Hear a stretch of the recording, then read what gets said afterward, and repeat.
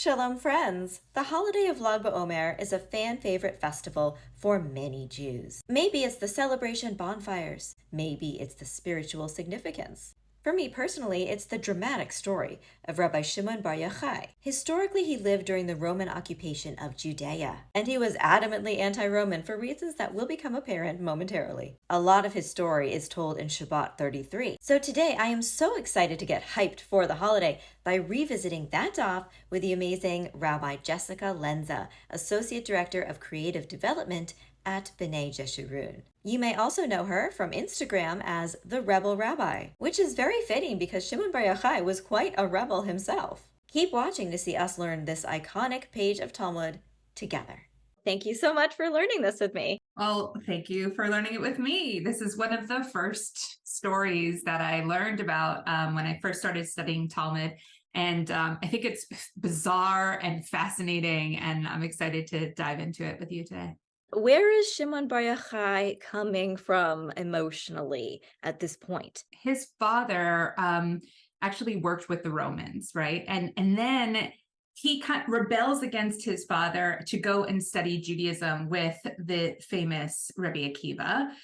And Rabbi Akiva and Shimon Bar Yochai both supported the Bar Kokhba rebellion, which failed disastrously and really ended with Rabbi Akiva being executed in this incredibly brutal way. Yeah, And it's graphic.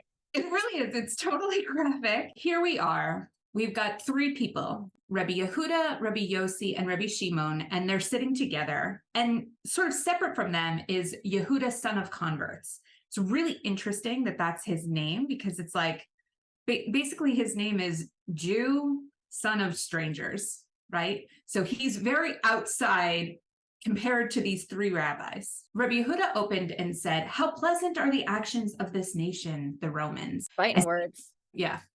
As they established marketplaces, established bridges, and established bathhouses. Like, here he is admiring this nation that has really brutalized the Jewish people recently. Rabbi Yossi is silent. Rabbi Shimon Bar Yochai responded and said, "Everything that they established only for their own purposes. They established marketplaces to place prostitutes in them, bathhouses to pamper themselves, and bridges to collect taxes from." And Yehuda, son of converts, went and related their statements to his household, and those statements continued to spread until they were heard by the monarchy. Snitches get stitches. Yeah. He tells his family, which means he's probably telling his family who are Roman. This internal conversation is leaked to an external place. Yeah. And I absolutely think the Talmud is being like pointing out his otherness here. Yeah. Intentionally. They ruled and said, Shimon, who denounced the government, shall be killed. The Romans are so fragile. The Romans are canceling him by way of execution, or they're trying.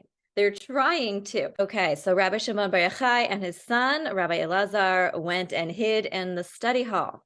And every day, Rabbi Shimon's wife would bring them bread and a jug of water, and they would eat. When the decree intensified, Rabbi Shimon would say to his son, "Women are easily impressionable." No, it's so true. And therefore, there is room for concern, lest the authorities torture her and she reveal our whereabouts. Well, firstly, hiding in the study hall, not the best idea. And we see that they do change that up, because that's the first place that I would look if I was looking for him. I totally agree. It's not a great hiding spot. Like, it's sort of like, where could you look for a rabbi? I don't know. Let's go to the Beit Midrash. They went and they hid in a cave. A miracle occurred, and the carob tree was created for them, as well as a spring of water. And they would remove their clothes and sit covered in sand up to their necks. They would study Torah all day in that manner. They would dress, cover themselves, and pray. And they would again remove their clothes afterwards so they would not become tattered. They sat in the cave for 12 years. Like, they've retreated even further, not just into a cave, but literally into the ground. Like, the focus changes. It's not like they're worried so much that Rome is going to come after them. They're more like, oh, we're now committed to this kind of aesthetic, like, Torah study.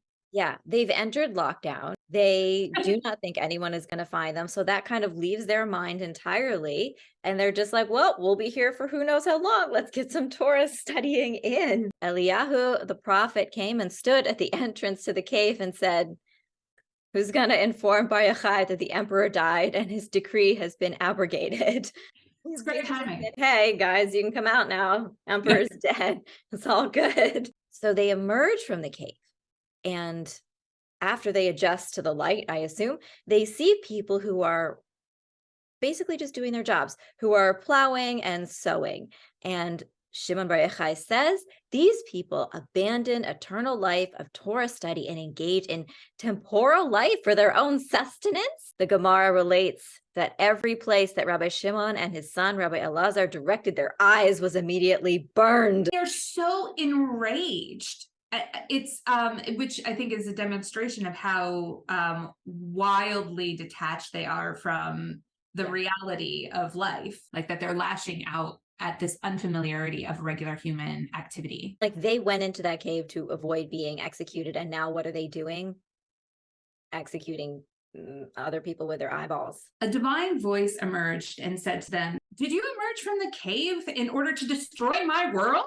Return to your cave." They again went and sat there for 12 months. So first it had been 12 years, and now it's another 12 months. So a total of 13 years. A divine voice emerged and said to them, "Emerge from your cave." Everywhere that Rabbi Elazar would strike, Rabbi Shimon would heal. Rabbi Shimon said to Rabbi Elazar, "My son, you and I suffice for the entire world, as the two of us are engaged in the proper study of Torah." He's still doing a lot of setting people on fire with his eyes. And look, I'd love to have that skill, but I think you just got to be careful how you use it, you know? As the sun was setting on Shabbat Eve, they saw an elderly man who was holding 2 bundles of myrtle branches and running at twilight. They said to him, "Why do you have these?" He said to them, "In honor of Shabbat." They said to him, "Well, let one suffice." He answered them, "One is corresponding to remember the Shabbat day and keep it holy, and one is corresponding to observe the Shabbat day and keep it holy."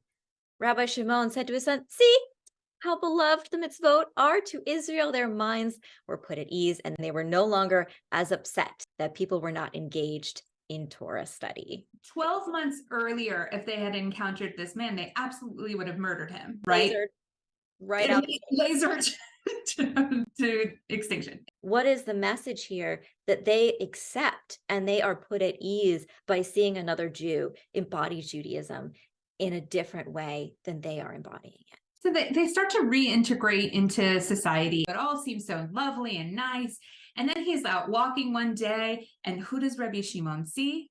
But Yehuda, son of converts, the guy who started it all. Rabbi Shimon sees him and says, "What, this guy's still around?" And immediately lasers him to death. It's like, and by the way, he still has this vengeance in him, this fieriness in him. This is like the mid-credit sequence for like a Marvel movie. Like this is that. They ended on one note and then they show this. He still has that power. He uses it to wield it in a particular way, which is for, vengeance. Right? And I'm okay with that.